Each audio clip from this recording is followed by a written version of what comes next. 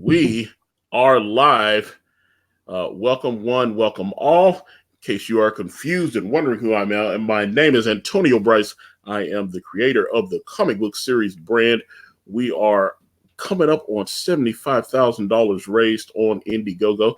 Thanks to the kindness of good folks such as yourself. We have another return visitor to the channel. The last time I had this gentleman on, he was trying to get a project called Merry Boys funded, and we had a little magic happen. A gentleman by the name of Ethan Van Sciver just happened to be in the chat, and he asked me to send him a link, and Ethan hopped on and chatted with young Karl here, and now he's been on Ethan's channel, and I see he's got a one or two more supporters on his campaign than what he had when he was here the last time. But ladies and gentlemen, without further ado, please welcome our returning champion, Karl Stephan. How are you, sir?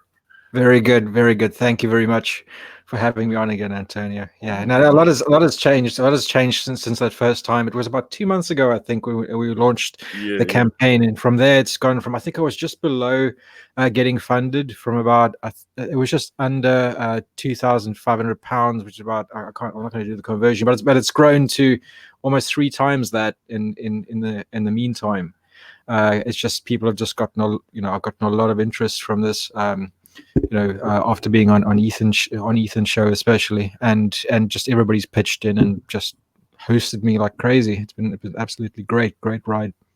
Yeah, well, that's one thing I noticed the other day. I was like, you getting a lot of like Merry Boys fan art and stuff. That was I know. Like, yeah, I know. Man. I was like, I've never had fan art in my whole life. It's just and I was like, you want to draw what? It's like, no, but the book, obviously, I was immediately thrown by Merry Boys when I saw it originally, and I just, that's why I'm like I said, I'm kind of proud to be one of the first ones to have you on. And obviously, I know when you spoke to Ethan the first time, it was actually on my channel, and that was, that's kind of, I'm looking at you now, and I'm like,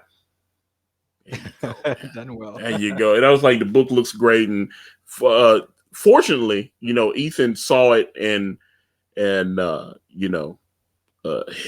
definitely promoted it, because I was on a few streams. And he was like, "Oh yeah, Merry Boys looks great," and he's just and he went on some other channels I saw, and he's like, "There's a project called Merry Boys that I've been looking at," and I was like, "Yeah," and I was like, "That's Merry Boys." I remember that. I was like, I saw it. I was like, I tuned into his show just to watch his show as I normally would do, and he's like chatting about Merry Boys. Like, okay, what's going? This is just off. This was after it appeared. He just kept on talking about it and promoting it. So I was completely taken aback. I was like, wow, okay, that's really cool. Yeah, no, man. I've done some great stuff. Well, yeah, like I said, I just love that art style. I don't guess you have any original art pages to hold up or anything, do you? I was just like this. I do. I've got some new ones that I've finished in the meantime. Because I was just digging. I was digging that it wasn't all digital and stuff like that. And hold on, let me. Matter of fact, let me make sure that I. Let me take it about. Oh yeah. Look at that. That's a new one. Yeah. How much did you have to use? Like a whole, like, was it you using like Copics or what do you? No, it's ink wash. It's a Speedball ink, and I use Winsor Newton. Look at that. That's great, man. Okay. I love it, man. That's good. So I guess I'm assuming those are all 11 by 17s, or I saw somebody was doing a comic and they used like 11 by 14. They use a little bit of a different, I always thought 11 by 17 was the standard, but I mean, they were able to get the pages to, look the way they're supposed to. So it's a bit broader. It's got a bit more girth. Yeah, I was like, and I've even seen some people use a even bigger page than 11 by 17. I guess if once you shrink it down or whatever, once you scan it and you can, because I was talking to somebody and he was like, well, I used the bigger pages. And then I said, so how do you scan it in? And he was like, I have to scan half the page, and then I have to scan the other half of the page, and then I have to like put them together in like Photoshop. And then, but he's able to do it like that. And I was just like, hey, whatever work. Somehow he figured it out. So there's more than one way to skin a cat, as my mom used to say. So I'm like, I just got an A3 scanner, which is exactly the size of the pages, so it just saves me a big ball ache, putting it all together again. I used to. It just takes. But are your pages 11 by 17s, or are they different? A little bit bigger, bigger, a bit broader. Okay, and do you? Because what was it? I have a couple. I have a couple of original art pages, obviously hanging on the wall and everything. Do you have a particular type of board that you like to use when you're drawing? Because someone told me that some of the artists that sent me pages were using cheap paper and stuff like that. Like I see like Strathmore and Bristol and all this kind of thing. So I mean, they all seem to work from what It depends. I found that it depends, because I'm doing ink, like for ink washes, you want something that's going to be a bit more absorbent. So Strathmore 500 is the best that you could probably use. It's just that the size doesn't correspond to the size that I'm actually using. So I'm using a kind of card, which I can get here, but it's not quite the same. I would still prefer Strathmore, but it's got the same kind of surface. So that's pretty good for what I'm doing. But yeah, if I had access to 3-ply 500 Strathmore, I would use that. I would cut it down to size and I would use that stuff. That's the best you can get as far as I'm concerned. Well, I'll tell you what, in particular, this piece that's over my shoulder, you see one, there's 3 pieces, but there's one directly over my shoulder, and then there's one, let me see, the camera, the one on the furthest there, that is the Dark Santana variant that for the next campaign that we're going to launch, which is Brandway the Gun. And I also, when I got that package in the mail, there was I got the Shinobi Sasquatch original art cover in the mail from Rob Willis, and I noticed he does something. Because he used a lot of ink. He used a lot of ink on this. Let me see, he used a lot of ink on that cover. He used a lot of ink on the Shinobi Sasquatch cover, and he also did. It looked like he did like that little paint speckle thing. I've seen a few artists do that, where you could like take a toothbrush or something. I even saw, matter of fact, Rob Liefeld, I was watching him on Instagram, and he was drawing, he's doing like the G.I. Joe Snake Eyes thing. So he was drawing the cover a couple days ago, and he was he was taking like a toothbrush, he had dipped it off in whatever the ink wash or whatever. Rob does that a lot. I noticed on the Shinobi Sasquatch cover, there was a lot of that. It looked really cool. I enjoyed. It's nice to have that. I don't want like some people like art prints. I want and I've seen some of the nicer ones, and those are a little bit more expensive, obviously. But I love when I pulled the Shinobi Sasquatch art out of the package. When I pulled the Dark Santana art, I pulled it, and I could rub my hand over that board, and you could just there are like rough edges and stuff where you can see where the ink is.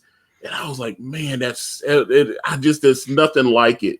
There's nothing like that. I tell you, it's like I went to there's a cartoon museum in London. It's been around there for a few years, and I went down there and I saw some of the original pages from some 1970s British comic series, Charlie's War. And looking at those pages, you can see where all the little corrections have been made with the correction fluid, the splatters, and all that stuff. And it just gives you, you get the same, I believe, if you look at the artist editions that IDW did, those huge actual size prints of Will Eisner, Jack Davis, all those guys, you can see what the actual page had. You can see almost what the decisions the artist made while he was doing the pages, so almost like a breathing sort of piece of work. That's unfortunately lost when you see it in reproduction. Yeah, absolutely. I love that stuff. I'm totally about the production side of things. Let me see. So I need, let me see. I need some mods in the chat because I want them to be able to. So okay, Peephole, I'm gonna put you in as a mod so that you and I see Drew. Drew, I had you can. Matter of fact, you guys can. Drew, I know I had Drew on promoting his book, and he can. Let me see. So I'll give you a wrench too, and you guys can drop. Make sure you drop Mary Boys in there as well, and because I want people. It's also in the description there. Fortunately, like I said, you've gotten a few people to actually come in behind and support the book. Yeah, but Totally. Yeah. what does that feel like when you started? Because it looked like you were obviously when you came to me, you were kind of struggling to get some eyes on it, Yeah, and I was at that point. I was happy. I was happy to just get it funded. I was thinking, okay. I was even thinking, damn it, if we're like 500 short or something, I'll just pitch the money in and just get it done. Just get it done. Just get it printed out and whatever. Because it's a passion project. It's something that you want to see this thing in your hands. You want to do it. And I assume that most people who do this like feel the same sort of way. Just you want to see it. There's no feeling like getting a box full of books. You'll know. You'll know what I mean. yeah, So yeah, but it just the way it blew up like that, and then having people be interested enough. I've got 4 different pieces of fan art now, yeah. which I'm gonna print in the back of the book. Now there was the one that came out. That was the best one, the big piece. Man, I can't remember the guy's name. I've been following him for a while, but he did the whole thing with inks and had the proper comics on the. They were standing in front of like the church. Man, who was the artist on that? That was brilliant. Yes, that was John Hayes. Yeah. Man, that was brilliant. I love Yeah, I that. love that. Cause Yeah. man, some people they just messing around and everything. Oh, I just kind of threw this together in like 20 minutes or whatever. Yeah. But man, he killed it. The ink. I am a sucker for ink work. That's why I was like, that's why I was like, it's a beautiful thing when I wake up every day now and I look at that set and I'm looking at the Shinobi Sasquatch cover right there on my wall. And then I'm looking at that Dark Santana cover that Rob did. And that's what I told him. I said, man, I'm gonna have to get you like when we do part 3 of Brand, which is gonna be called The Union. I'm definitely gonna get him to do another cover because I was just having his original art is just fantastic. So I'm just and Rob Willis. I mean, he's a bloody superstar. I mean, if you had to have, I think we should have Comics Gate Awards. Just for it'll have like a fan voting sort of system. Because Rob would feature really high on that. He's just incredible. I saw the cover that he did for Brand. It looks great. Man, yeah, and we kind of that's the thing, because people are like, well, what's going on here? The thing is, when I've tried to explain to people, I was like, okay, you're not going to see Dark Santana in book 1 because where we start the story, we've gone in the past, and at that point, Dark Santana has been captured for about 20 years. At that point, he's in a deep freeze. And the thing that when I was trying to explain that to Rob, I was like, okay, he's been captured, so he's not a free man at that point. Obviously, we got to get him to the point where he can get, just like any other story, we've got to make sure that he has a plan. He is working on a way to escape.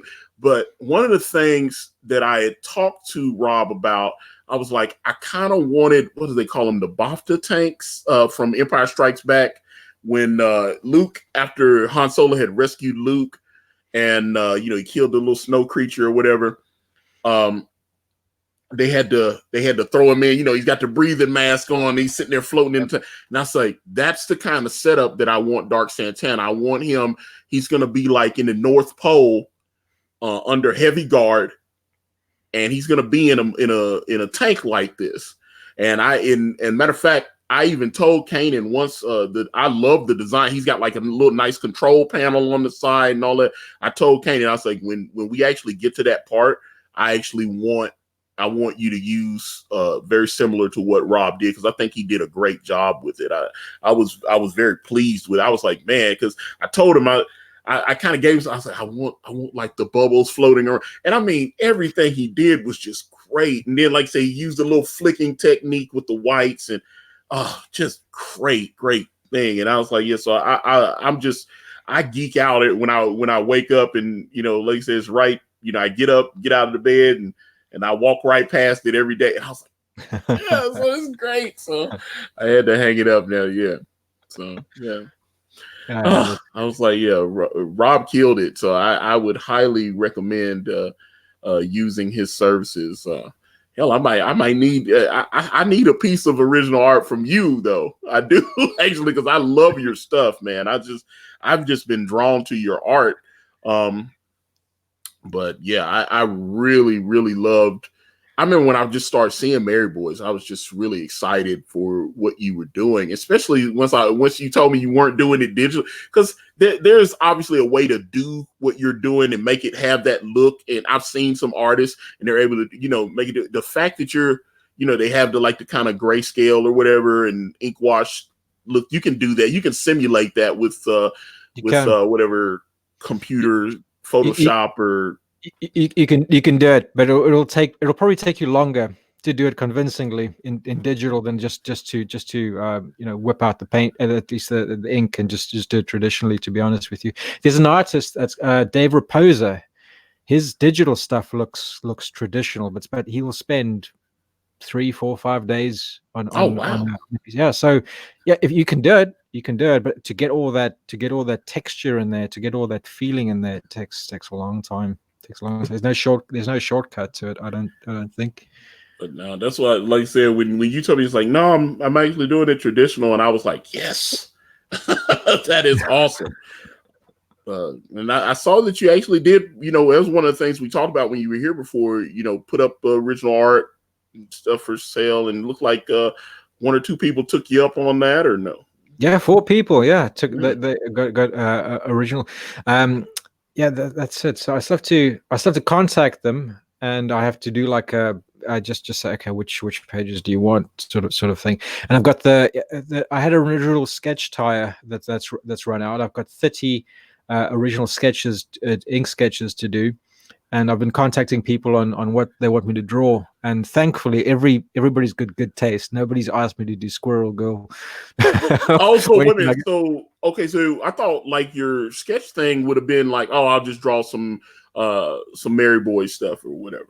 No, it can be. Yeah, it could have been anything. Some people have asked me to do things like Judge Death. I'm a massive 2000 AD fan, so that's like, okay, cool. I really want to do that. Death from Neil Gaiman's The High Cost of Living, stuff like that. Yeah, I love that. I just, that was like, big fan of Neil Gaiman. Hell, I named a character after him. I mean, everybody's like, it was like, you got a character called Gaiman. Is that named after Neil Gaiman? And I was like, it's absolutely named after Neil Gaiman. That's David's master is named Gaiman. I named because I love Neil Gaiman's work. I'm a huge fan of his. So, so I wanted to name a immortal Japanese warrior after him. So I was like, but he'll be a fun character, and it's just. But yeah, Neil Gaiman was a big influence on me. I remember I was a kid and I read some Sandman stuff, and I read what was it? It was the Angela miniseries that he did. What was it? Spawn #9, and then they did him and Greg Capullo did the little miniseries. I mean, I was tracking that thing down and trying to get the whole thing going. So. That was just I was just introduced, and then what was it that other thing he did, like 18 so where it was the Marvel characters and like I never read that. That was like after I. Oh no, it's incredible. It's got like what is that? Because somebody in the chat tell me, because I can't remember the name of it, but it was like whatever year it was, and you've got like a Puritan Daredevil going around. It's like the whole thing was brilliant. And I was just like, man, Neil Gaiman is a genius. I know sorry, carry on. No, I was just saying, I know he did what do you guys call it, Miracle Man, but I know it's it's basically just Captain Marvel. But it's Miracle, over. I know you guys call it Miracle Man, though. But I know he's wasn't that Alan Moore? I don't know. No, but Neil Gaiman wrote it also. Oh, but right. Okay. Okay. I didn't know that. that was actually part of the settlement when him and Todd McFarlane went to court, because he felt like he owned part of Angela. Yeah. He also, he felt like he owned part of Angela. Todd was like, no, it's work for hire. And he was like, that's not what we agreed on when I came in to do that character. Oh, 1602. That's it. Okay. Thank you. Okay. But yeah, Neil was like, that's not what we agreed on when, you brought me in to write those books for you. There was the first eight books that he got alternate writers to do. I think Alan Moore did one, Neil Gaiman did one, and a few other writers. I remember Dave Sim, Frank Miller. Oh yeah, Dave Sim was number 10. I remember that. That was pretty good. And then Todd did some strange stuff with Spawn, because I think, what was it? He jumped from like issue like 17 or 18, and then it jumped up a few issues, and then you find out what happened. And he skipped one and then came back and did the issue later to show everybody what happened. And it was around the time that he had teamed up with Frank Miller and did Batman Spawn. And you saw all of a sudden in the Spawn comic books, he had the scar. He had a big stitch going down his forehead, but he didn't say, hey, Batman threw the Batarang and hit Spawn right there in the head. And for whatever reason, I guess he was trying to, I don't know, it was creative, but he skipped around, because I could have swore it was issue 24 that they skipped over, and then they came back and then they released issue 24 to let everybody know what happened. It was strange. So it was them that actually started it, because I remember Chew, the series by Image Comics. They did something similar. I think it was issue number 34 or something, where they just randomly, I think it was after number 10 or something, they just dropped, this is issue 34, just nonchalantly, and they just carried on with the story. It was. I didn't know Todd McFarlane did that. No, but I'm a big Todd McFarlane fanboy. But sometimes I think Todd has great ideas, but sometimes I'm concerned about how he executes. I saw a lot of weird reviews on Spawn 300. I was thrilled that he was able to, obviously get to issue 300, but I saw some reviews where it wasn't. Maybe it wasn't the best thing that people thought it. And I mean, he brought in Scott Snyder, had Greg Capullo on there. He had so many different people. Had multiple J. Scott Campbell covers. He had like 13 different covers and stuff. I mean, he had a whole thing going. So it was extremely successful, though. I saw the sales on it were incredible. No, sure. Look, it's just a bit dubious with the record.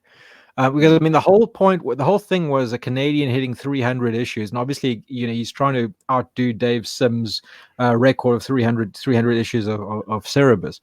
But to me, it's a totally different ball game. I mean, it's because, I mean, Todd, how many issues has he actually drawn? How many issues has he actually, it's not quite the same thing. It's I don't know, but I think it's, for the sake of publicity, I think that's probably the thing. I mean, he must know deep down it's not the same sort of ball game. It's definitely not the same. And here's the thing that I did notice when 301 came out, because he's like, all right, so we're gonna put 300 out, and then on 301, Todd's coming back as an artist. And so, yeah, he did come back as an artist, but he's only drawing a few pages in each book. Yeah. So he's drawing like little. If you want to get technical, I think the first 10 issues were published by Malibu anyway, so he's got another 10 issues to go before he hits the record anyway. No, I have my Spawn. Yeah, but they used to. It had the Image Eye on it still. My Spawn number 1. It had the Image Eye, but when you open it up, it would say Malibu Comics, and then they kind of shifted away from that. Because Malibu was the company that Rob Liefeld had made the deal with. So that's the whole thing. It's like I love Rob Liefeld. I would love to sit down and talk to him one day, but I am curious about some of the things that happened. I've seen some of those Image documentaries that they did, and one of the big things was, okay, so Rob Liefeld is starting what was going to be a poster company. It was going to be something separate from Marvel so he could release like t-shirt designs, posters, stickers, whatever, and it was all going to be under Image. He actually created the Image eye and all that, and he copyrighted and the whole deal. So they decide, he's talking to Todd. Todd's not happy. And he says, hey, well, what if we could break away? He was already going to, I can't remember the president of Malibu at that time. They had, him and Rob were already cool. They were going to have dinner. Todd invited himself, and Rob was like, yeah, come on. And so they went and had dinner with the guy. They were talking. The guy was like, yeah, Rob saying, yeah, I'm going to put out a comic book through Malibu. And Todd goes, would you put out a comic for me? And the guy's like, yeah, you're Todd McFarlane. Of course I would. And then all of a sudden, Mark Silvestri hears about it, and he's like, yeah, I want in on this. And, the big thing was that Todd said that they felt like they needed to approach Jim Lee because he's the all-American meat and potatoes working guy. Obviously, and not to mention that he already had Mark Silvestri in. And he said once he knew that they got Jim Lee, because Jim Lee was scared. And I've noticed that Jim Lee, his business decisions, when he was at Image, when he decided to leave Image the first time, then he came back because he created Homage Studios, and he was like, okay, I'm gonna publish separately. He was putting out way too many titles, though. That was a big thing I saw with Jim Lee's imprint. He was too many titles, too many guys to just draw like Jim Lee. So I know that's very true. Yeah, and the money started drying up. He had a couple of hits. He had obviously Wildcats. He managed to get that into a cartoon series. And Gen 13 looked incredible. Matter of fact, there was supposed to be a Gen 13 video game. I remember at one time I was hearing it was going to be like a video game or something. I don't know if that ever came out. But yeah, there was, Gen 13 to me looked incredible. And then what was the other one? He had the soldiers that was supposed to be the prequel to Gen 13. He had Chuck Dixon write it. I can't remember. Man, that's killing me. Yeah, they were, because like Caitlin Fairchild's dad was part of it, and they were supposed to be like these super soldiers with powers or whatever, and the whole thing. But he had a couple of things that I thought were cool, and those are the main ones. But they just were putting out way too many titles, and like I was going through my long box, and I was looking. I was like, man, because I was buying a lot of the Wildstorm stuff.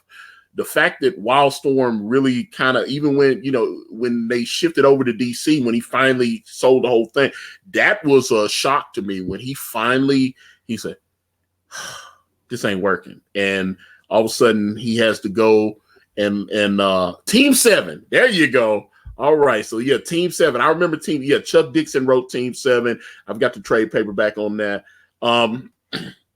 But when he finally shifted everything over, I knew they were like, oh, it's going to still be like a separate universe, but they'll do like crossovers and all this kind of stuff. And I knew that wasn't good, because that's why we don't have Wildstorm now. So it's like they just kind of folded. They looked, and whatever works, like you still can get like Gen 13 stuff or whatever. But like I said, I thought Gen 13 was great. Now I've gone back and read it. What was it? Was it Brandon Choi? I think wrote a bunch of that stuff. He was real tight with Jim. He's okay writer.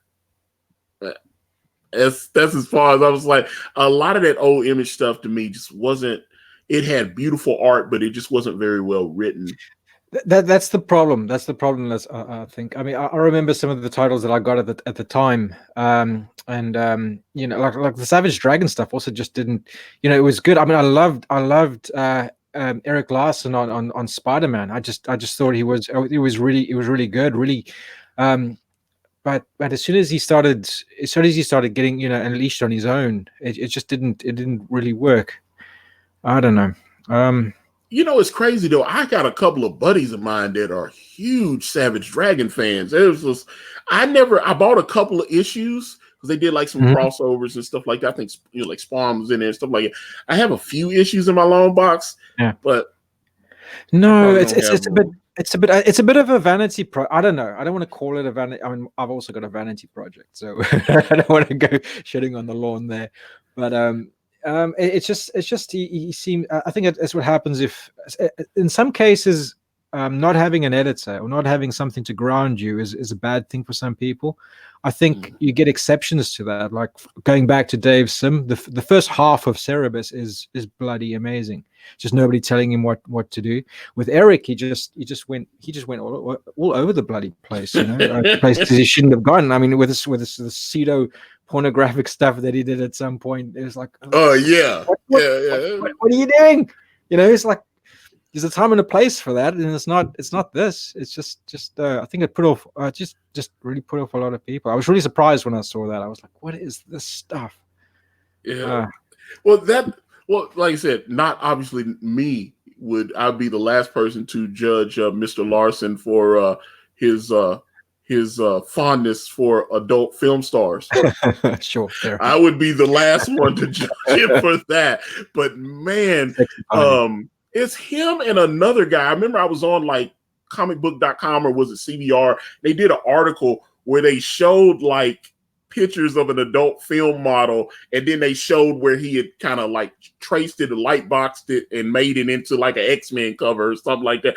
I can't remember that artist that did that. I was like, he did that multiple times though. He would use like adult film stars, like hot. But I mean, the whole point is to have hot women, but you got to change it around and everything.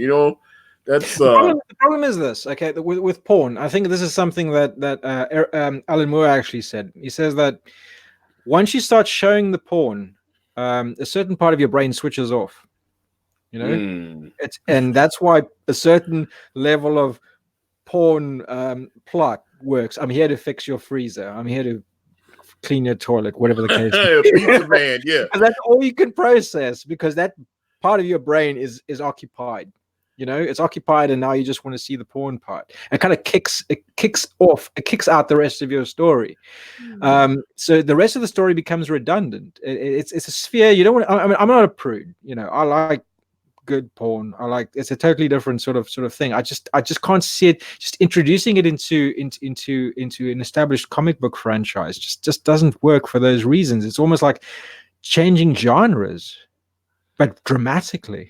It's even worse than changing genres. I don't know. It's like taking Tales from the Crypt and changing it into some sort of love interest comic. It just yeah. Okay, so let me see. We got this question from People Circus. He said, "Hey Carl, are you a Viz fan? Something about the guys gives me a Viz thug vibe. Only way, more better drawn, of course. Well, yeah, definitely that." Viz, I've never really read Viz. I've heard people say that though. I think there's a connection with Dandy and the Beano, which Viz heavily relies on thematically. That's where the Basham reference and everything comes in. So I think well, roundabout way there is an influence. And what is that, Brian? What did Brian say? Yeah. He said my first published work was in Cerebus Biweekly, which I had kept a check from Dave Sims. I was like, yeah, if you actually had a handwritten check from, oh man, that would be. I don't like I said, and I've seen people try to demonize Dave. I still like Dave. I don't know, maybe I don't know. Dave is an eccentric. I think people have to take it from the position that Dave is an eccentric who's come out of a divorce, dropped a lot of acid. Yeah, you can't hold everything Dave says against him. I don't know. That's just my opinion. I'm the kind of guy who just. I mean, if you look at my shelf in the back, I'm a big Cerebus fan. Yeah, really, that's why I was like. Yeah. And people's like, "Oh no, you don't want to support him. He's a pedo." Now I was like, I don't know. The whole thing just seems he's tried to explain it. I don't know if he should even.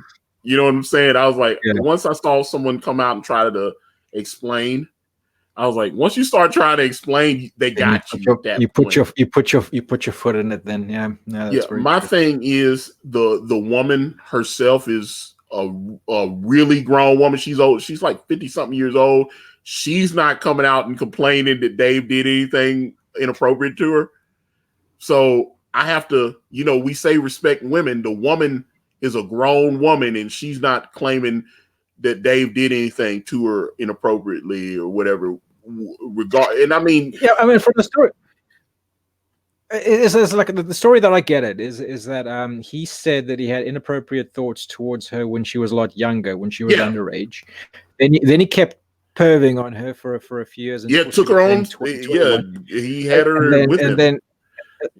And then so no crime was committed. I think it's the it's the thought process that people don't like. But he's admitting to it, and he's saying that he was wrong. So I don't know how badly to dump on. Obviously, it was. He says so. He says so himself. Well, I mean, once and once she was an adult, they did have a physical relationship, and I think he said she wanted to move to Europe, to the UK or something. He didn't want to. That's why it ended up ending. She wanted to go to England or something, and he wanted to stay where he was. He didn't want to move, and so at that point, they just they called it off, but it wasn't like, I hate you, you did this to me or whatever. So like I said, if she comes out and starts trashing him, then I'll be like, I'll reevaluate it. But like I said, she's in her 50s and she's not doing that.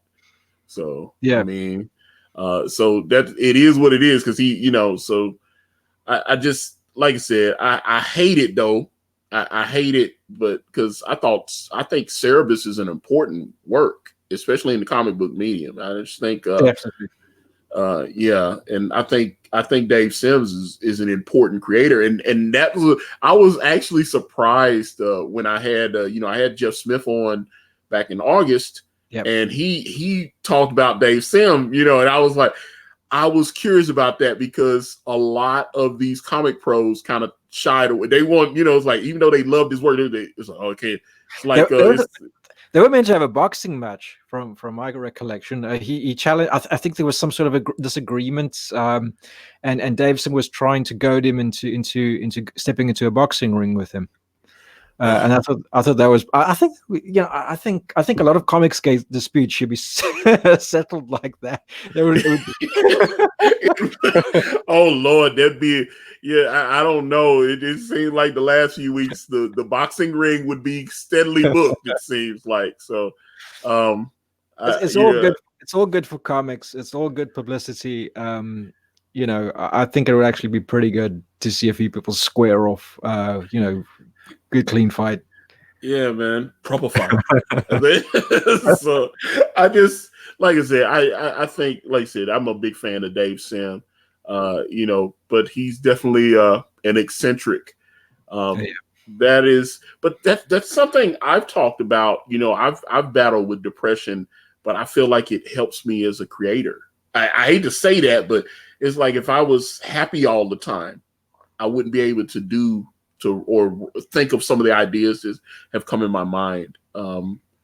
It kind of makes me, it's kind of a, double-edged blade, I guess I should say, because I definitely, I noticed, I was a little over a year ago, I was engaged. I had this incredible woman that I was madly in love with. And she was like, aren't you gonna, you say you got to write your book. Don't you got to write? And I'm sitting there staring at the computer and it's not coming to me, but she left me, and all of a sudden the depression kicks in, and then I can look at the laptop and everything dark comes to my head. I guess all of a sudden all this stuff is coming out, and it's different. Like when I was explaining some of the stuff that I came up with to Kanan, he's like, man, how do you think of this stuff? This is great. And I'm telling you, that's the depression. I hate to say that.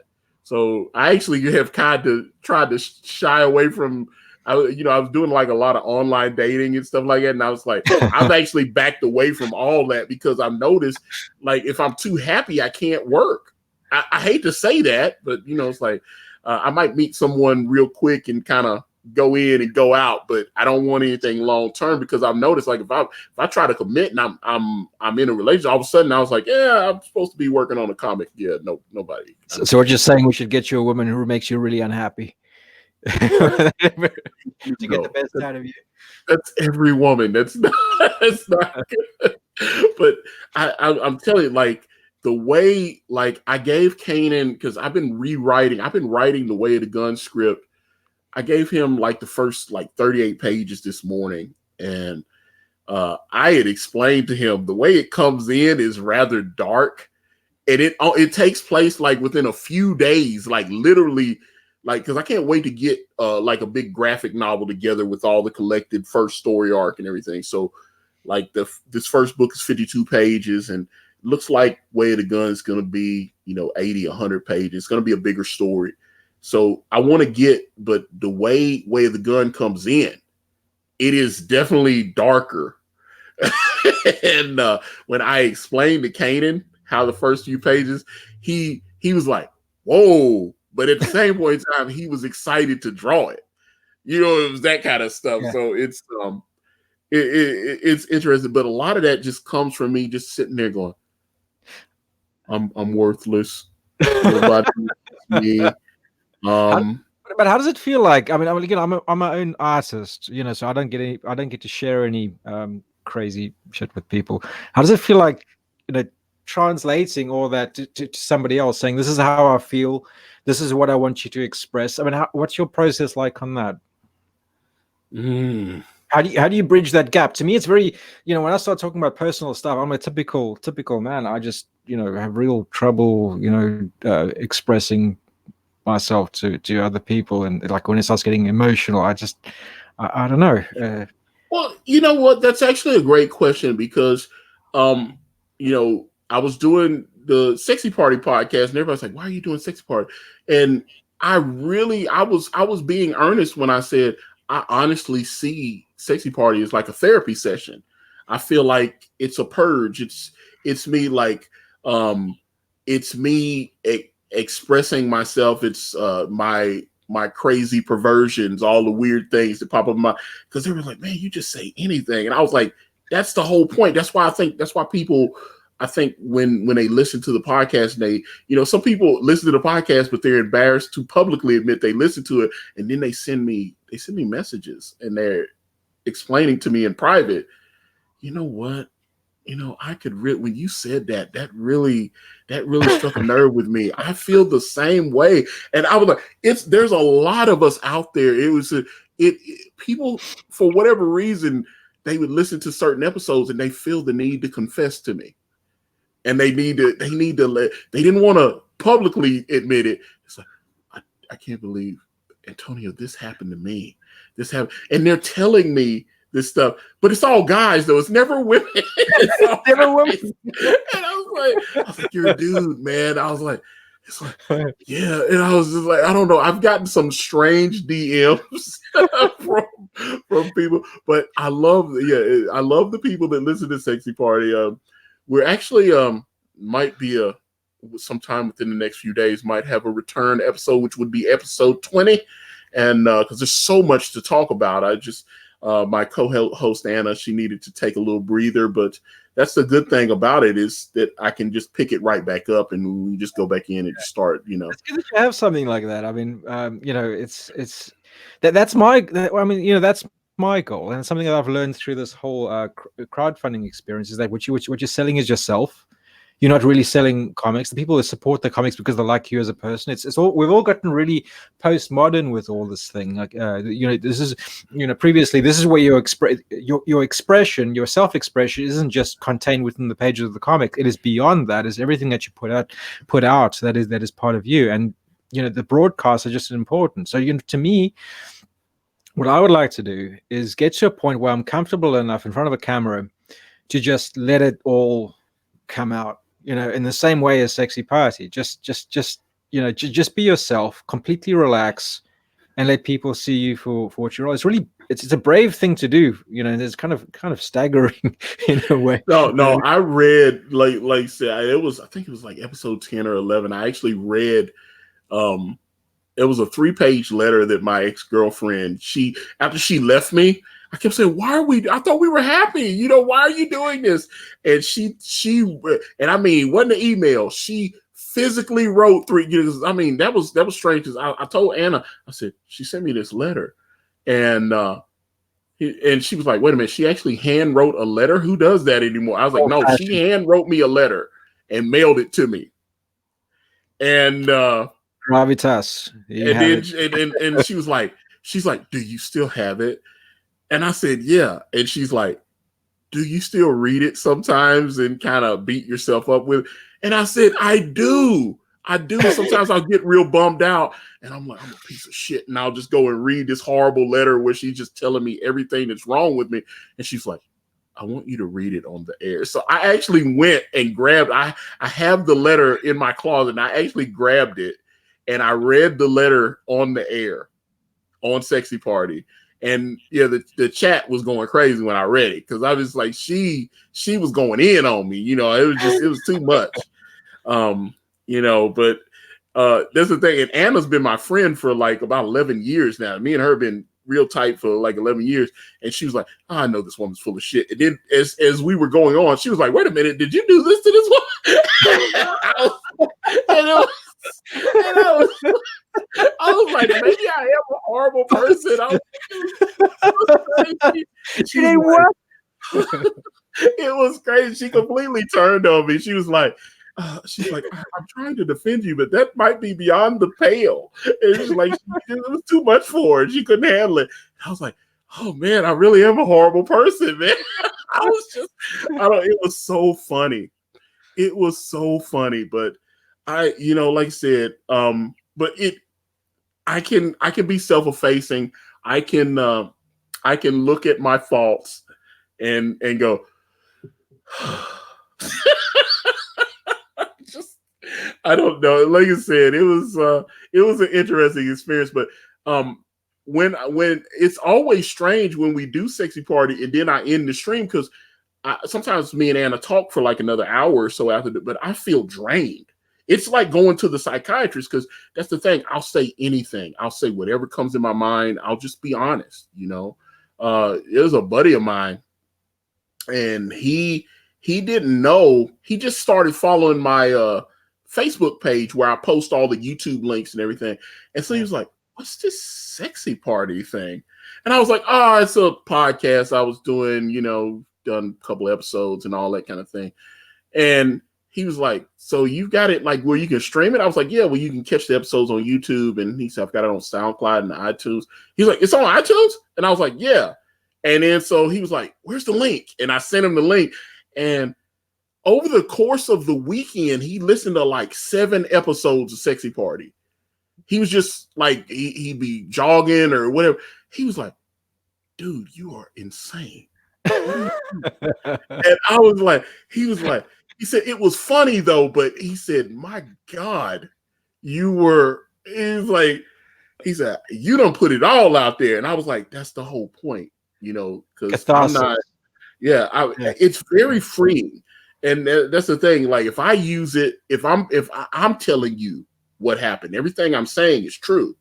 And so you can't use that against me because I'm telling you that. You know what I'm saying? It's I don't know. It was just great. I don't know. But I do feel exhausted when we do, and that was because I feel like I've confessed so much, and but they've been great episodes. Like I said, we've got the Sexy Party fan, but just be for those that like Sexy Party, just be on the lookout because I think Anna's ready to come back. And we were gonna do it the other night, but she's got like a throat thing, so she wasn't feeling very well. But looks like we're about to come back, and there's a bunch of stuff that we want to talk about.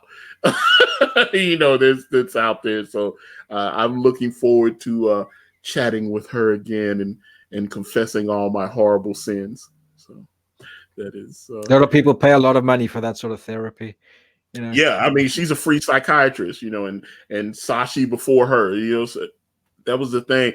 But I think, and Sashi was a great co-host when I had her, originally she, when we were doing Sexy Party last year.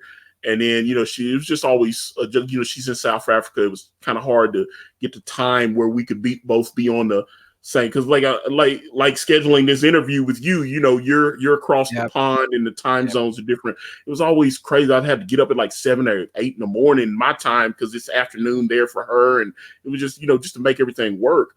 But the thing is, Sashi was very expressive young lady, and she's a powerful woman and owns her sexuality and all that. So she was a great co-host. But Anna, like I said, Anna's known me for like 11 years.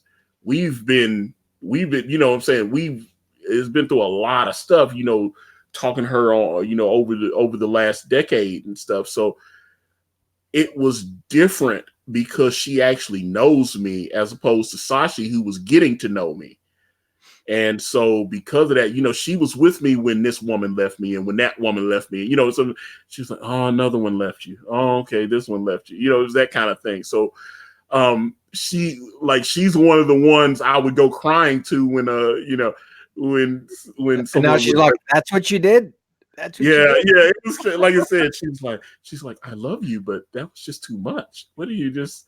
I don't know. Yeah, it's like she just doesn't put up with any of my shit. She's very honest, and I mean, not to mention that I think it was the last episode or the last one before that where she told this story because she used to live in Vegas.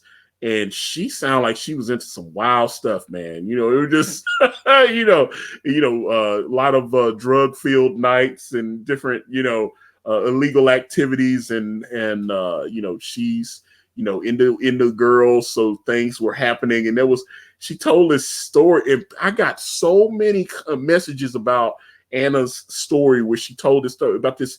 There was this dominatrix woman that was coming over to her house and making her do horrible, she would like humiliate her for an hour or something. She would pay her and she would just walk away.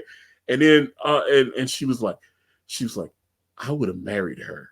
I mean, she said, I would have gay married her. And it was she told that story. And I mean, it was so crazy hearing her say that. Cause I mean, I know that a lot of people think she's putting on. Anna is exactly the way she is on the broadcast. That's her. She's not putting on airs. She's being real. You know what I'm saying? I'm being real. That's real marriage, though. That's what real marriage is like, though, Anna. Oh, man. Oh, God. Oh. Well, that's great. I still have to catch. I've gotten like a snippet. I haven't caught up on all the sexy party videos yet, but I think I have to. I think I owe it to myself. No one wants to listen to that. Trust me, I promise you. But it's always, like I said, it's fun, and I know what I've told Anna I want to talk. There's too much stuff going on in the news that I gotta, like, I just tweeted out something the other day where there was a transgender adult film star.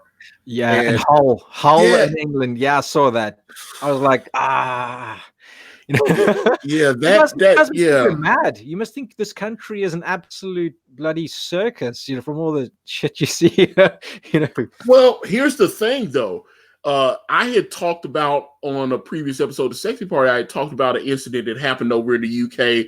The R&B singer Genuine was doing Big Brother over there, where you are, and the transgender woman tried to kiss him, and he was like, "Hey, I'm cool with you, but I don't want to kiss you."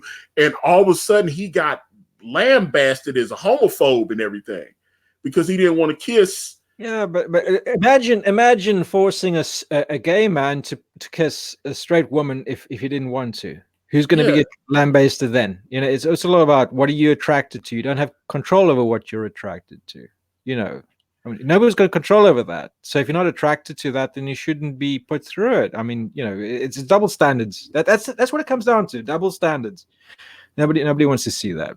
Yeah, and then I saw the thing I tweeted out today. Young Ripper 59, Eric July. I love his YouTube channel. I know he's got like 166,000 people following him, but he tweeted out the fact that YouTube had what was it? A story that's on the news involving this couple that's getting divorced in Texas, and I guess the kid's like 7 or 8 years old, and he went to mommy, and he wants to transition at 8. And he was like, why? He said, this is a problem. Why are people allowing this to happen?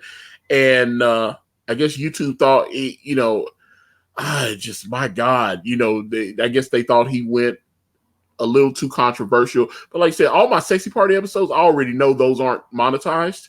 You can super chat during the stream, and fortunately, when we've done real entertaining programs, sometimes I've done entertaining, might get $20, $30, of super chats. So I appreciate the super chats, but I know once the show is over, then then I'm gonna get the, hey, this video can't be monetized, and I get that because it's adult content. I appreciate that, but it's more about just ripping the audio so we can put it on like the different streaming services and all that kind of stuff. So at that point, I'm not really trying to keep those videos up for views, but some people like to listen to them on YouTube, so that's why I leave them up. But I mean, but he didn't use any profanity in the video. He just spoke about that issue, and it's like they're like, no, that's too controversial. We gotta, this is it was just strange. But yeah, I think and I've got friends that are gay that are like, no, that's way too young. You know what I'm saying? Once that person gets older. I've got a brother who's gay, and he's based. He's not sort of lefty and crazy. That's what they seem to deny, that the LGBT people actually have agency of their own. They aren't automatically in this cookie cutter sort of format that you expect. That's a thing. And yeah, I mean, it's just silly stuff. That's the thing, and I'm like, I couldn't believe when the father obviously went to court trying to save his son, and it just I couldn't believe when I heard that the judge ruled with the mother. They're gonna let this. That seems strange to me, and I was like, future court case. That's a future court case. That's gonna happen. I mean, but I mean, if he's taking hormones and stuff at that young of an age, he's gonna do that. That just seems strange to me. I just thought, if you have to be a certain age to buy cigarettes or to drive a vehicle or any of that kind of thing, buy a gun or something, then you should have to be at a certain age before you can make those kind of decisions. That's the funny thing. You have to be beyond a certain age to consent to sex, but to change it, like I said, there's a lot of stuff that I would I told Anna, I was like, man, it's too much stuff out here. That I would love to discuss on Sexy Party. I'm just interested. But like I said, I'm just trying to have I'm just trying to have conversations. You know what I'm saying? And I'm not asking anyone to agree with me, but I'm trying to get different perspectives. Maybe I'm wrong, but the thing is about Comicsgate, right?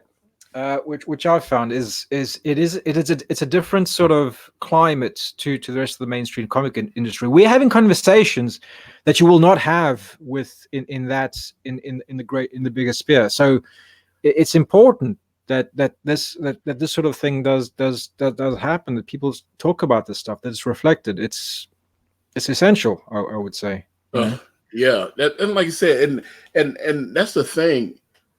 You can disagree with me, but it was something I saw when I was checking my news feed early this morning. And what was it? There was a funeral.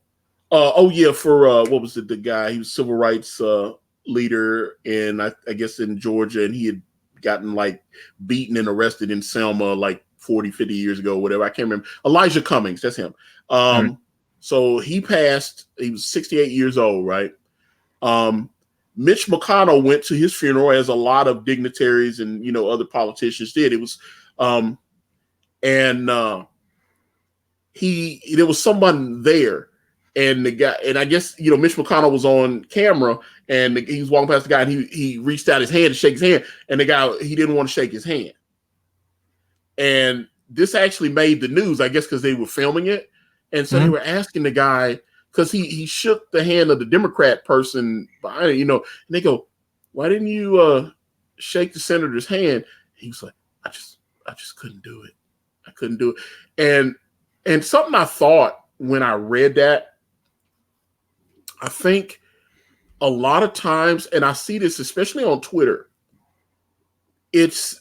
we stop seeing the opposition as human. They stop being a human being. They're it's like, oh, well, he supported Trump, so he's not a human being. And I've noticed, that's especially in the comic book field, a lot of those guys have gone, they've lost their minds with the Trump hate. I've noticed it's insane. Yeah, I had to unfollow a few people because, like, I had unfollowed Kurt Busiek. I had unfollowed him like a couple years ago, but now that I have doing YouTube stuff, I say I refollowed him because I was like he might say something crazy, and I need to do a video on it. But I mean, he actually put in his name. It's like Kurt Busiek resists. He's resisting. So I thought that was, because he wrote, Marvels is a brilliant comic. I love Marvels. First time I had ever seen Alex Ross's work, that whole deal, and then obviously Alex Ross went on and worked with Mark Waid on Kingdom, which Mark Waid was someone I used to love, and he just went Flash, Flash, Impulse, and then obviously Kingdom Come with Alex Ross, and I was just brilliant books. Mark is out of his mind. I know. You know what I'm saying? Over comics, it's crazy. It's absolutely mad. And I'm actually wondering what is the cause? Is it because we have got? Would you? That's the thing. That's the question. I would ask some of these people: would you behave the same way if you were sitting in the same room with your opposition? Having the same sort of conversation that you would have on social media. Because I think the problem with social media is that it's limited. You don't have all the channels of expression. You've only got the words. You don't have the person's demeanor. You don't have their facial expressions. You don't have you understand. It just leads to a hell of a lot of conflict, which I think leads to a whole lot of misrepresentation. I think first of all, I think Mark Waid isn't a reasonable person, but for most other people who've got this sort of syndrome, who've got this extremist sort of views, I think a lot of it can be averted just by getting rid of social media. I think that is it's fanning a lot of the bloody flames. It's causing a lot more dissidence than in the past. That's what I think. I will say your boy Zach has told me a few times. I talk to him sometimes on Facebook. He said, "I'm gonna tell you again, like I told Ethan, get off Twitter." Yeah. He's saying, "Get off Twitter, man." I've read that, and it's true. It's absolutely true. I think people just bump up the insanity on Twitter. They really just becomes a feeding frenzy. It just becomes a dogfight on Twitter. And you know what? My buddy Elliot Fernandez, Jerkmonger, he walked away from Twitter. Yeah, Doom Kicker. He walked away from Twitter. He called me the other day. He said, "You know what?" He said, "I've only been off Twitter for a few days." He said, "Man, it was like a weight got lifted off my shoulders." He said, "I know you think you need Twitter." He said, "But maybe you need to decompress from Twitter too." And I was like, "No, I need the Twitter." He was like, "I thought I needed it too." He said, "I'm telling you." He said, "When I walked away," he said, "even if they were still talking about me, I didn't care." He's like, "I just he said, I'm just gonna work on my comic and talk to my fans on YouTube and on Instagram, and that's what I'm gonna do." And I was like, wow. People get completely consumed by the stuff going on Twitter. I get people who have messaged me. First of all, I see that you're using a hashtag that War Campaign has been using. I'm like, what? And every single every now and again, he keeps coming back to me and saying, "Oh, did you see what War Campaign is?" And I'm like, I don't know. I don't know. I mean, there are people in Syria getting beheaded. I'm a bit more interested in that than a few dick memes, and it's because that is their bubble. That's the fishbowl that they're circulating, so it becomes all important to them. This little space of interaction on Twitter, and it's good. Yeah, it's good to take a break from that. I use it for promotion and to post a few things, a few thoughts, and I like chatting with people that I'm kind of on the same sort of vibe with. But I can see it can do a hell of a lot of damage to people. Oh man, yeah. It's totally. I'm telling you, but like I said, Elliot's just like, man, I just feel like I'm free. He just feels, and I'm like, it makes you wonder because, like I said, talking to Zach, he was just like, he's like, even 30 days out, 60 days, 90 days away from Twitter, he said, I get so many people that have contacted me later. And they were like, "You were right. I should have listened to you. You were right." And I was just like, he's telling me, he said, I know you think you need it, but you need to, he said, you need to deactivate your account. And I'm scared to do it, but like I said, Elliot just fit. Elliot's like, yeah, man, this is great. I don't miss Twitter. Yeah, he just walked away from it. I know. I'll also take the bait sometimes, and I get involved in these little skirmishes and things that I probably shouldn't get involved in, But of course, you got to right the wrongs. You got to correct everybody on the internet, which is the biggest mistake. It just takes up energy. It takes up time. And it puts you in a bad light most of the time too. Ugh. Yeah, definitely, you're scaring away potential readers of your book. That's why I was saying, I'll like I said, I'll talk to anyone, but sometimes people don't want to have a conversation. They just want to, what they call it, they like the confirmation bias. They just want to, you suck, you're alt-right, you do this, and all this kind of thing. And it was just, I was like, that's a person that's just screaming at a wall. They don't want to actually, have a dialogue. Yeah, that's right. And that's funny enough, I haven't actually had any left like extreme sort of leftists have a go at me yet. It's all been all the conflict has been within the sort of Comicsgate sphere and ex Comicsgaters and stuff like that. Funnily enough, I should probably put myself out there more and get into some proper. Well,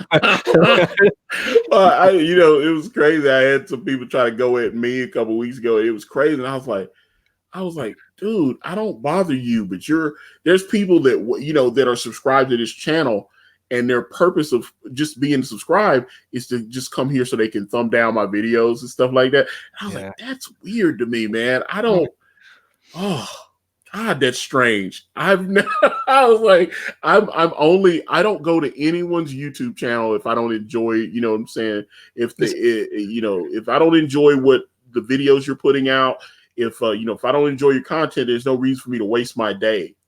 Watching it and obsessing over every word that you say. I mean, I'm a family man. I've got kids. I've got a kid I'd rather spend time with than do that. It's already weird enough me spending so much time on comics. Just making the damn things, not obsessing over other people's videos. But that was one of the things when we talked last time. You told me you had been published before. I can't remember the name of the book you told me you'd done. What was the name of it? It's a Sparko. It's part of the perks. It's of the digital tire, and it's in every subsequent tire after the. It's available for pretty much everybody who donates, who contributes to the book. It was published through Slave Labor Graphics in 2012, and I had it was just the issue. Did I mention last time there was an issue with the editor? No, I don't remember that. I was just wanting to. But no, tell me about that. No, it was what happened essentially was so I pitched the idea and they were happy with it, but they came back with you're putting women in a bad light. They said there were too many negative female characters in the book. So I took it and I changed it and wrote the story, but it wasn't the same. It wasn't the same story that I was intending to do. It was meant to be this. I don't know if you ever saw Very Bad Things with Christian Slater, like this 90s movie with a bunch of guys. It was supposed to be like that, but in London. And every time you think things can't get any worse, they do. And it's just everybody's a piece of crap basically, and including everybody was a bad character, including the protagonist, and everything just ends badly for everybody. But because I displayed too many negative female characters, never mind all the negative male characters in there, this was now a problem. And I was like, okay, obviously this must be good editorial advice because you obviously know something that I don't. Fine, I'll do it. I changed it and I published the book. But afterwards, I found out all this. I went back after I joined Twitter. I went back and I saw the editor's Twitter feed, and it was just all this absolute hatred towards white men. Post after post after post after post after post. And I thought to myself, I got sold up the river. I should never have done that. What the hell is this? And then, I was naive. I didn't know anything about, this third wave feminist stuff at all. I just wanted to do a story, I just wanted to do something that resonated with me and all, but I changed it for no good reason at all, and that kind of really annoyed me. It really pissed me off at the time.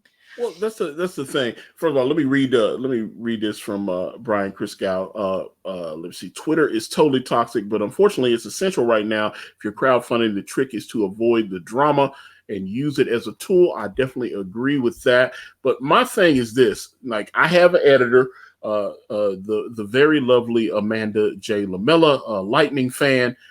She pops up in the chat like Casper the Friendly Ghost or something. She just show up every now and again. But Amanda had some really good ideas. Like when I was giving her the script pages for Brand, she had some good ideas. And then there were some ideas she had that I didn't agree with, but I needed that back and forth. You know what I'm saying? Because sometimes it's like, you know what, she's got a good point there. And I think so I'm looking very much forward to letting her finish editing these last few pages and getting this thing off. A good editor is worth their weight in gold. Definitely, I would definitely recommend a good, if you can get a structural edit, somebody to look over the whole story and go, this scene shouldn't be there, or should be moved somewhere else, or can I suggest, that is good. I mean, that's really good stuff. I don't want to denigrate that role at all. I think it's totally essential. Like I said, if I'm not looking for a yes man, I think she does a good job, because she's not just trying to, if she disagrees with something I said, she's not afraid to say, hey, I'm just saying maybe you should try this or something. You know what I'm saying? And I need that.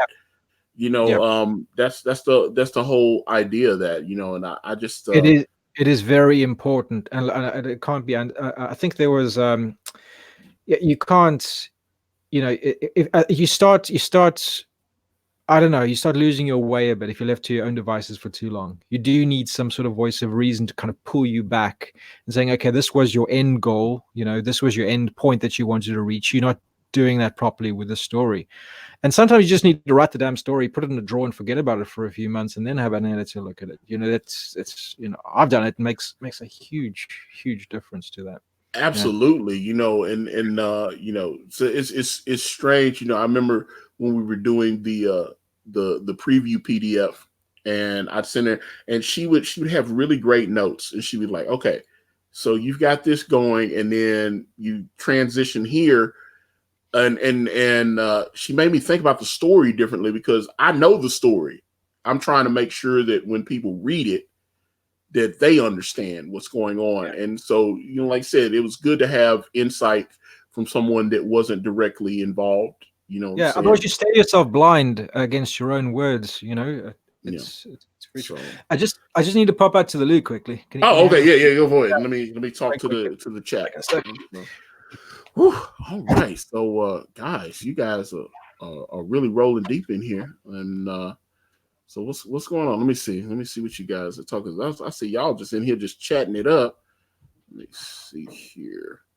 All right, so I appreciate the mods throwing the link to Mary Boys in there, and Brian. Matter of fact, Brian, I know you've if is Six Gun Gorilla still? I know you got funded, but obviously throw that link in the chat as well.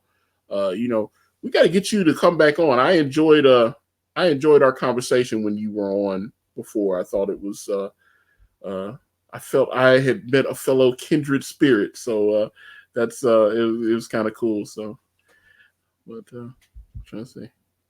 Let me see. I don't know if that's for me, but okay, you rock, baby. It might not. It's probably not me because I suck. Anyway, let me see. People circle, turn those crits into ideas of your own them, and make them better. Makes you better. Well, yeah. Let's see.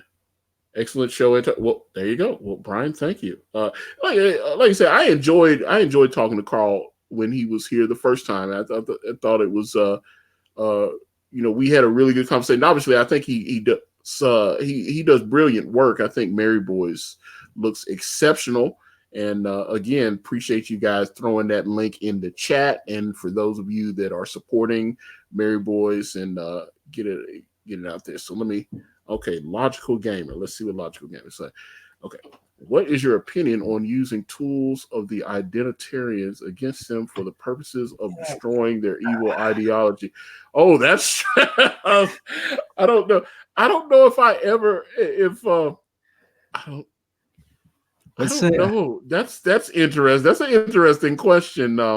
Obviously, I don't know if I'm even in writing a comic book if I'm using, because one of the things that brought me to Comicsgate was I saw comics going a certain way, and I obviously wanted to maybe do my own spin and kind of bring it back to what the kind of stories that I enjoyed when I was a kid. But I don't know if in writing a comic that I see myself as fighting the good fight. I just think I'm trying to tell a story, but I'm trying to tell it without saying that, hey, these people are evil, these people are good. I don't think I'm trying to do that, but maybe in reading brand that you'll feel that I am doing that, but I don't know what I'm doing. It's a subtle thing. You change. I mean, if you just do a story in the style that you actually want, you're contributing a very subtle change to the culture. It's a cumulative thing. More and more people do that. It kind of forms like a wall of resistance, and eventually you achieve your result. I mean, assuming that Comicsgate is going to carry on and we're going to be reaching more and more and more people, I think it's a gradual thing, and I think eventually things will happen like that. Well, that's one thing I have noticed, that the community is just continuing to grow, and that's what we need to do. We need to get out there. That's why I've been very proud over the last year. Ethan, when Ethan helped me, because that was one of the things when money started coming in, I was like, I feel like I need to pay you or whatever. And he said, no, I don't want anything from you. He said, let me make sure I'm clear about that. He said, I don't want anything from you. He said, but try to find some of these other guys and help them like I'm helping you. It's like, try to help them. And that's, so I was very happy that, I found people like, Christopher Rue that did Iron Skies. I put him on, and then obviously, and then I, Kanan did the cover, and I sent that to Ethan, and then Ethan invited him on the channel, and he obviously got funded. Him and Stephen Hart of Sami Children of Rusu. I had him on. I was first. I actually sought him out. I saw the campaign on Indiegogo, and it was just struggling, and it just wasn't. It just seemed there were, like I said, I thought the art and everything on the page looked great. Me and Kanan were on a private hangout, and I was just doing like a screen share, and it was. He said, "What's that book?" He said, "Go back." He said, "Go back up that book." He saw the little thumbnail, and I clicked on it, and he was like, "I like this art. I'm checking it." We were really digging it and everything. So he was just like. And I was like, okay, I obviously trust Kanan. I didn't, the thing was, he didn't have any contact information. And I just, I was like, man, how do I find it? So I started Googling his name and all this, and the YouTube channel came up. And then I left a comment on, and it's kind of strange because that's the first interaction I had with Ethan Van Sciver. I had super chatted him a bunch of times. He found my YouTube video where I was making gumbo, and he said, hey, I'm digging what you're putting down. I want to help you. And then he started following me on Twitter, and he sent me a DM, and he was like, hey, I want to have you on my channel. And all of a sudden I started shaking. I realized, because I was like, I looked at my bank account, and I had like $84 in the bank. And I was like, I'd maxed my cards out trying to get this thing funded. I just believed in it. And when I was on, within the first 24 hours, we were like 4,000. I was like, oh man, 4,000. Then it was 8,000. It was 50,000. It just kept going. I was like, oh my God, what is happening? I couldn't believe it. I couldn't believe it. Because you know how many ads and stuff I ran? That's the one thing we were talking before we went on the air, you know, trying different ads. Yep. Man, they weren't working. I'm telling you, they weren't working. And I tried ads, although I've been smarter about how I do my ads now. I guess I paid a dummy tax on the ads, because now I'm smarter about how I do my ads.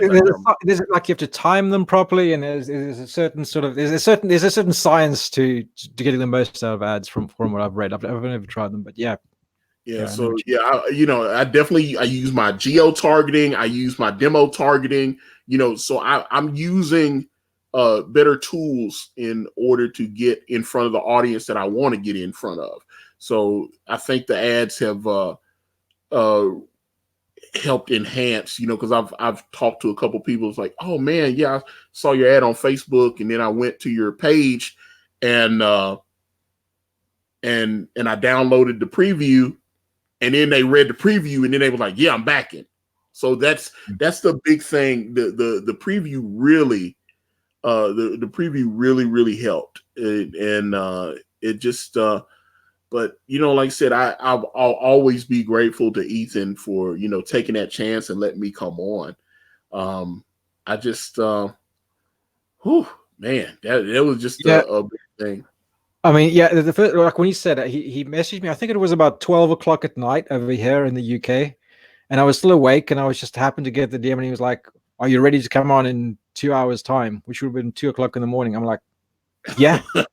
You know, school night and everything. I was like, yeah, definitely. I was a bit of a wallflower, you know. I just sat there and, hey, I'm really happy to be here, you know, sort of stuff. I guess, you know, I think you need to be entertaining. You need to be outgoing. You know, you really need to, like, you know, like it ties back to what I was saying before. You're not just selling a comic; you're selling your personality to people. They look at your stuff, they kind of feel like they, you know, people feel like, okay, I've got a connection with this guy. I see where he's coming from. You know, I want to help him. I want to back his comic. That's part of it. That's definitely a big part of it. Oh yeah, absolutely. And that's one of the things I feel like, you know, as we've had so many different creators on this channel, and things like, you know, some of them succeed, some of them don't, but as someone that had 2 failed campaigns myself, I can relate to the failing part, you know. Let's see. I got this question from Peephole Circus. He said, look forward to the brand commentary track. Will you be drinking and commenting, maybe record a video of the book? Then you and Kanan can do like a DVD movie commentary. Watch. Now, this is what I had planned to do, because I have to fly Kanan out to actually be able to come out here and sign the books. So when I do that, I thought that I would just, you know, plug the mic into the computer like I am now, you know, do a private chat, record the hangout with us going through the entire book, and me yelling at Kanan for all the crazy choices he made and all this kind of stuff. So that is my plan. So that's good. Yeah, that's what I want to do. Being personable. Being a real person, and that's what's missing out of the mainstream, where they feel that they're on some sort of pedestal above everybody else. You know, pointing down towards everybody. What's cool about our group is that we're with we're with everybody else. We've risen up, you know, and still are with the people on the ground who back comics. You know. Well, yeah, and that's one thing, man. There's so many, like. You know, when I launched this thing, I've got almost 2,400 backers on this campaign. I never thought, I thought, hey man, if I can get a couple hundred, I'll be okay. Maybe I get 200, 300. I thought that'd be fine. 2,400. I can't believe it. I'm like, what happened? I can't believe it's like, you guys changed my entire life, man. I was just like being able to actually be to take time, and you know, even before I left my job, I was taking like 2, 3, 4 weeks off at a time. I was just like, they were like, hey, we've got some down spots right now. You want to? I was like, yeah. I don't need to be. You know, I dread going back to work because I was like, man, I've been off for the last 3 weeks and I just been able to just focus and write and do whatever. And now I can just do what I want. I love it, man. It's everybody's dream. Yeah, I know what you mean. I know what you. The day job is the biggest bloody problem. But yeah, it's a goal one day. Who knows? We'll see. Well, the good thing is, I don't have any little ones. I'd still have to be out. Like when you get, some of these big deposits that I've gotten, I was like, oh, okay, I got money. I can just put it back. Put the money back for the book, and I've got money that I can live on, and I don't have a car note or anything. My car's paid off, all this kind of stuff. So I was like, oh, okay. I don't really have a lot of bills. All I got to do is pay my insurance and pay my stuff, so I don't, and I'm single, so I'm not spending all that money having big that's expense down. Yeah, you have to go on date nights, so you taking her out. It's like, man, I went like back a year and I was looking at bank statements from when I was actually involved, and I was looking at how much money I was spending just being in a relationship. Sometimes we were eating out 2 or 3 times a day. She didn't feel like, she don't want to cook. I don't want to cook.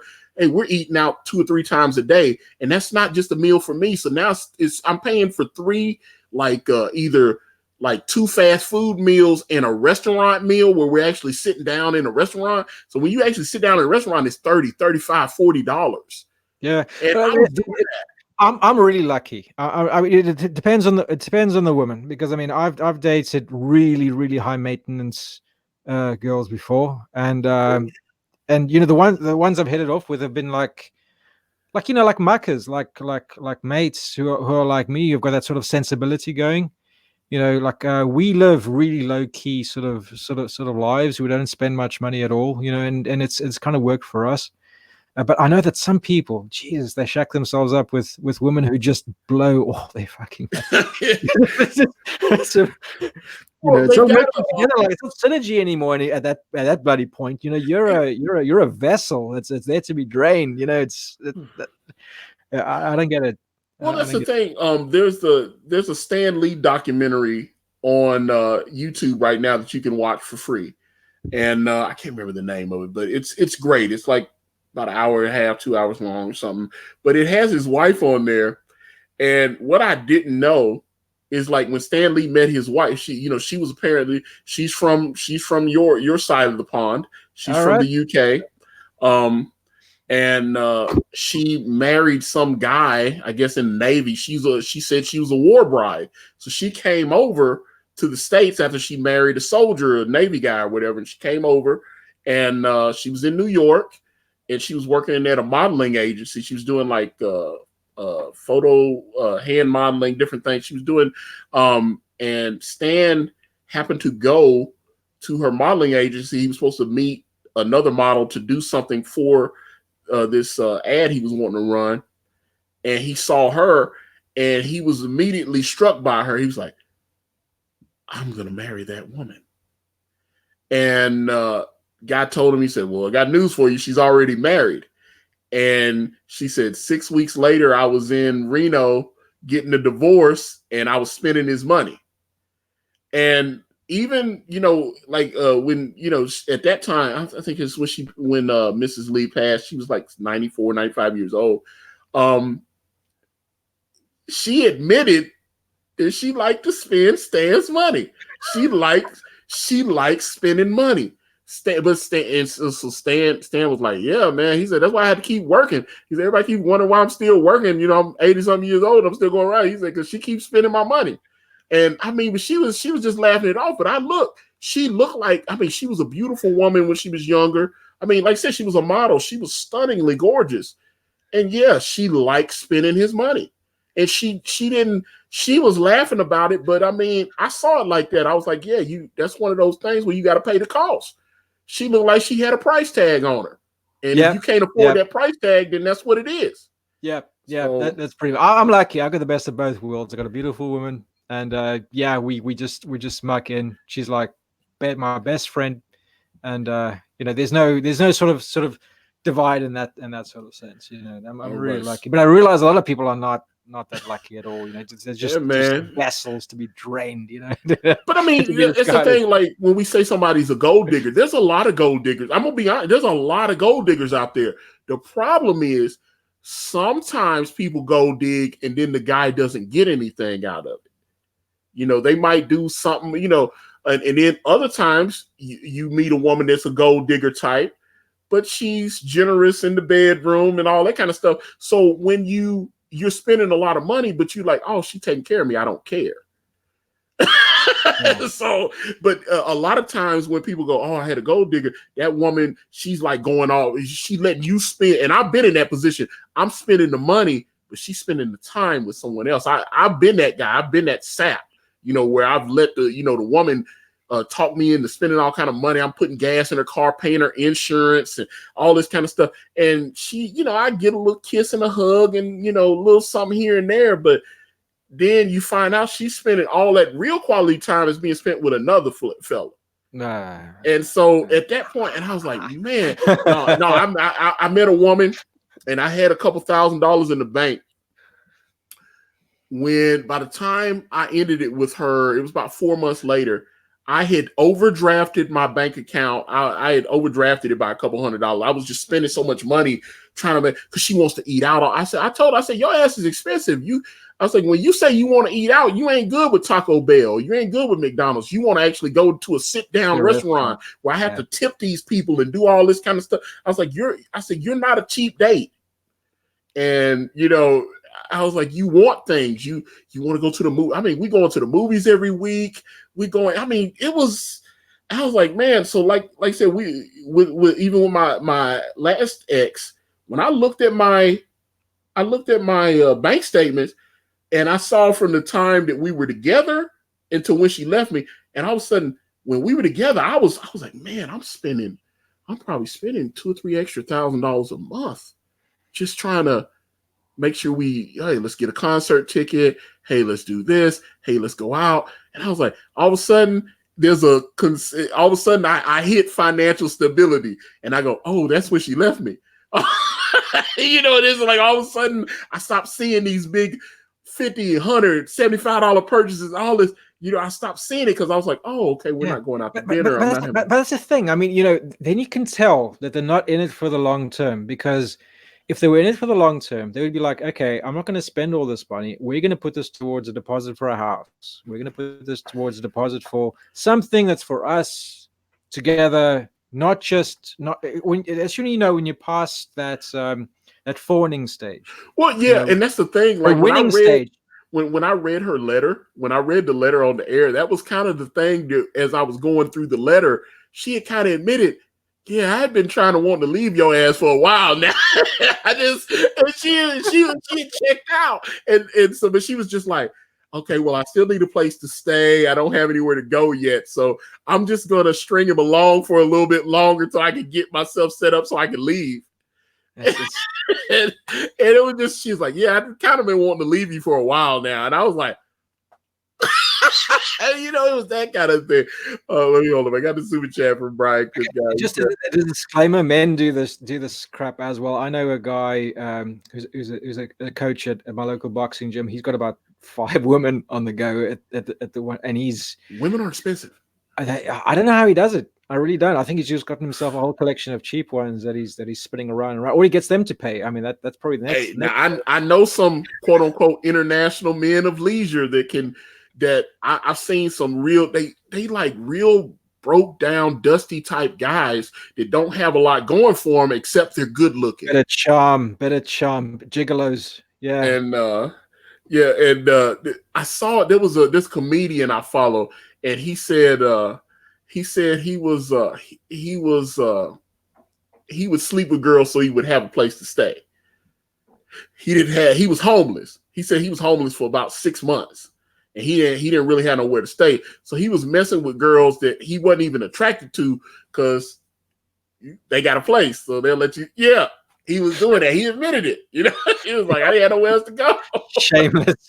I mean, everybody got to apply their trade, I guess. But let me see. I got $2 from Brian Chris Guy. He said, Carl, what is your favorite Hammer horror movie? Blood of Dracula. Oh, wow. All right. That's the one that's let a lot of passion. Going. I reckon it's that. There were also the werewolf movie with Oliver Reed. I think it was Oliver Reed's first movie. It was a Hammer Oh, production. That was pretty good too, I thought. But I'm a sucker for werewolf movies. I just love. I'm a huge fan of American Werewolf in London. I really loved Silver Bullet. I love The Howling. I love that stuff. There's something about werewolves that I really dig. It really scares the oh crap no, out of hold me. on. We got super chat from Gark 777. He says when Antonio says he wants to eat out, he means Taco Bell without the bell. That's true too. Yeah, and but yeah, like I said, I've definitely made some mistakes in my dating choices because as the song says, I've been looking for love in all the wrong places. But like I said, man, you live and you learn. And every mistake I've made has led me to where I am now. It's kind of crazy. And I was telling a buddy of mine, my ex did not when she hated comics. She thinks comic books are stupid, right? And I told her, I said, baby, you don't understand. I said, I'm gonna write this. I was telling her about Brand. I said, I'm gonna write this. I've got this story idea called Brand. I'm gonna do it. I'm explaining it to her. She's like, that just sounds stupid. Nobody's gonna want that. And when we were so like I said, this is my third campaign because the first one I launched on Indiegogo and I ran it for 60 days and I only made $95. And then I took it over to Kickstarter and we got up to 1,800. And then I canceled that one, came back to Indiegogo and launched on Ethan's channel. And obviously we're just short. I mean, we're less than $200 away from cracking 75,000, which is insane to me. And I saw someone in the chat earlier said that they backed the book. So that was awesome.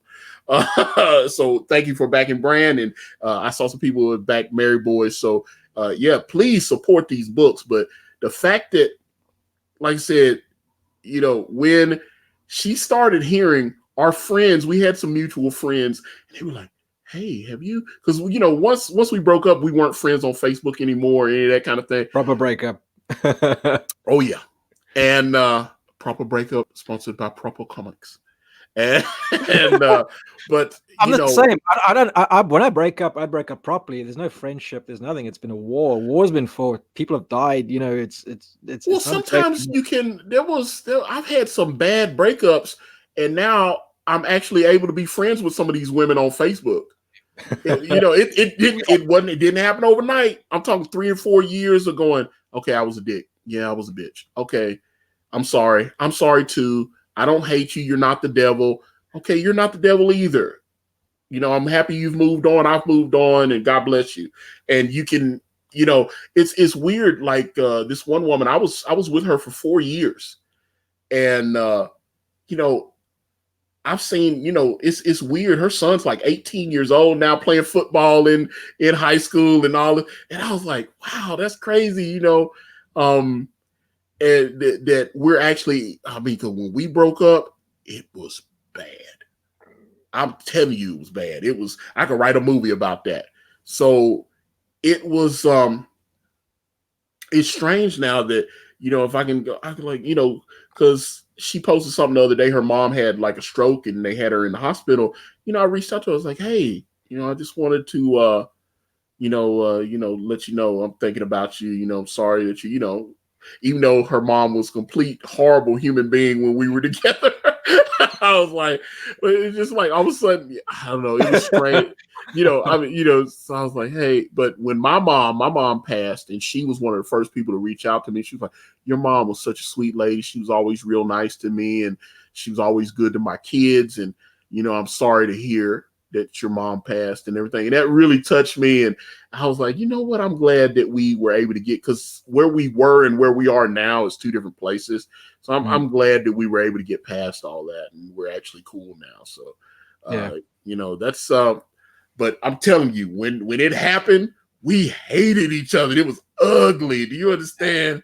It was bad. It just wasn't, it's like there's no fighting when emotions get involved. Jesus, it's like crazy. Yeah. Well, I mean, and that's the thing. And what's more emotional than a relationship, between a man and a woman, or, two women or two men or whatever, however you get it.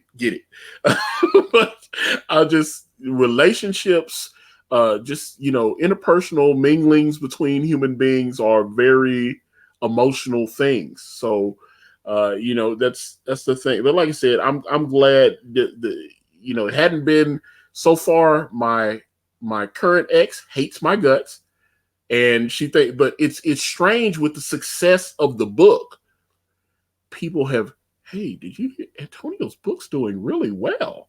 She was really, yeah.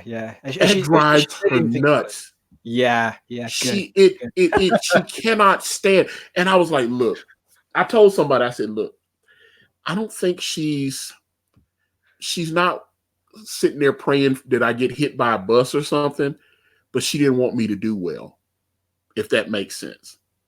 She wanted, it's like I said, when I launched the first brand Indiegogo last year, I launched it on Indiegogo right when Jawbreakers was going. And Richard had Jawbreakers going. And I thought I was going, I was like, yeah, I'm gonna get, and I was like, nobody knows who I am. I don't have social media. And like I said, $95, 60 days. And I ran ads for it and everything. And then shifted it over to Kickstarter. It did a little better on Kickstarter, but it still wasn't, it's not doing what it is now. So she was, she was with me that first. By the time when I put it on Kickstarter, she had left me already. But she was with me those 60 days that I had it on Indiegogo the first time. And she was like, baby, I know you think this is your dream, but maybe you need to do something. And she's telling me, she's like, maybe this isn't for you and everything. It's like, I was like, I thought she was gonna be, it's like gonna be in the movies on television where you spend your last dime and you got that woman by your side the whole time. It's like, I know you're failing right now, but I believe in you and you're gonna be successful one day. She was Rocky's like, Adrian. Yeah, exactly. Yeah, she's Adrian. And Adrian doesn't exist. That's why that shit's a movie. So she was just telling me straight up. It's like, baby, I know you're an adult. This is stupid. This isn't going to work. She didn't believe. And I kept telling her, I was like, you don't understand. This is a great idea. It's going to work. You think it's a good idea. It doesn't mean that it's a good idea. I was like, I believe in it. I know exactly what you mean. My wife also said, I got another idea called Unz, which is about time travel and World War II. And she's like, oh, wow. You should probably do that story. Because that's good. That's funny. And I'm like, but what about Mary Boys? I think it was good. No. Mary Boy. Yeah, you like Mary Boys. Mary Boys. I don't think it's got mass appeal, this Mary Boys of yours. Okay. Bang. Oh, but like I said, it's the same thing. It's the same thing. You've got to be your biggest advocate. And you can't expect everybody to have the same sort of as any. This is what it's like. It's you notice that when your campaign started and people started funding it, it kind of creates like a mass effect. A lot of people fund it because other people go like, okay, because a lot of people have gotten on board with it, I should have a look at that. And you develop this bias that people will think of supporting it. That's what I've found happen. Like things happen, it's kind of accelerates. I do notice that as I get more people, it's like maybe I have like a brand cult, because I've had so many people that have backed me because they've sent they were like, yo, this book looks cool, check it out. And then so it's a friend telling another, that backed the book, they're showing my book to another friend. And they're like, yo, I just backed this. This looks cool. But like I said, she's not happy. And that's crazy because, old friend that I used to work at Amazon with, she called me the other day and she told me about my ex. She was like, hey, she looks like she's happy. I think she's seeing somebody. And I was like, good for her, man. She hear I'm doing well and she's miserable. She gets upset to hear that I'm doing well. That's a shame. That's a shame because I don't want any harm to happen to her. I don't want anything bad to happen to her. But she seemed like hearing that anything good is happening to me is bad. Yeah, it's human nature, I'm afraid. I think we all it's tit for tat stuff, which doesn't help anybody, which really doesn't help anybody. And you can translate that into this whole comic book thing too, with things happening right now. It's nobody looks at the bigger picture and say, hey, this is good for the relationship, or hey, this is good for indie comics. But yeah, that's the thing. I'm always telling people, man, don't be a hater, man. Don't down it, crown it. So like I'm happy, when I saw that your book was starting to get funded and people were starting to recognize it, I was genuinely happy for your success. You know what I'm saying? That's the good thing, man. I just I like seeing people win. You know what I'm saying? I don't. Yeah. You know what I'm saying? It doesn't have to. I would hope that good things happen to me too, but I'm not. It's not going to crush me if something good happens to you. Yeah, that's it. I mean, I see it whenever an indie guy, like us, we're going against the grain. We're going against this mass. We're going against the big media conglomerates who are publishing comics, and we're doing our own thing, and we're achieving something. That is something amazing, and it should be something that's celebrated. It doesn't matter on what side of the political divide you happen to fall on. It's a good thing. It's a good thing. It's a good thing for everybody. As far as because if you change the climate like that, it's going to work in everybody's benefit, I think. Oh yeah, I have to acknowledge my buddy Ed Dukeshire in the chat there. He is a kind of a legend in indie comic circles, the founder of digital webbing. So many people cut their teeth on digital webbing. You have pros like Ryan Otley and I know John Malin and Mike S. Miller and so many people. Kanan went on digital webbing. It was like so many people, went there, and I've got friends that are colorists and everything. It's like digital webbing helped so many people back in the day. And yeah, man, I just, it's nice to see Ed. It brings a smile to my face to see him in the chat. And hey, love you, Ed, man. It's good to see you out there, brother. I'm just a big admirer of him. Let me see here. Logical gamer, Akari is as pure as the driven snow, only wishing well to all source of positive energy. Mary Boys is a little over 9,000. Let's go. Yeah, well, definitely let's go. I want let's hopefully within the next few days, since you got 2 more days of funding. Yeah, and I keep forgetting to mention this. I should be talking about this all the time. But there's a stretch goal. If I hit 10,000, I'm putting in an additional booklet that's got all the art that didn't make it into the comic. It's going to be like making of Mary Boys, because I worked like I did a lot of concepts and a lot of ideas and sketches and drawings and things that I just couldn't find a place for. So I want to include that to every physical backer. So everybody who gets a physical comic and up will get a copy of the making of Mary Boys as well. All right, so let me see.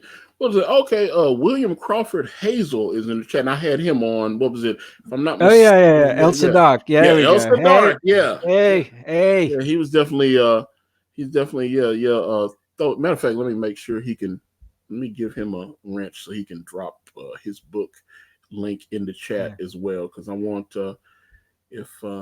we got a little UK cabal going on here. Like, I don't know if you've heard of a gay space communism. It's like it's a stupid piss take sort of a UK equivalent that's going on at the moment. And we're trying to. The thing is, I think everybody's got a responsibility to carry the torch for Comicsgate and get their own sort of. Not just rely on the big players, not just rely on Ethan. It's great that Ethan's there and everything, but like as he said, if you want to help, like he told you, get your own show going up, help other people, get the word out, spread the gospel, if you want to call it that.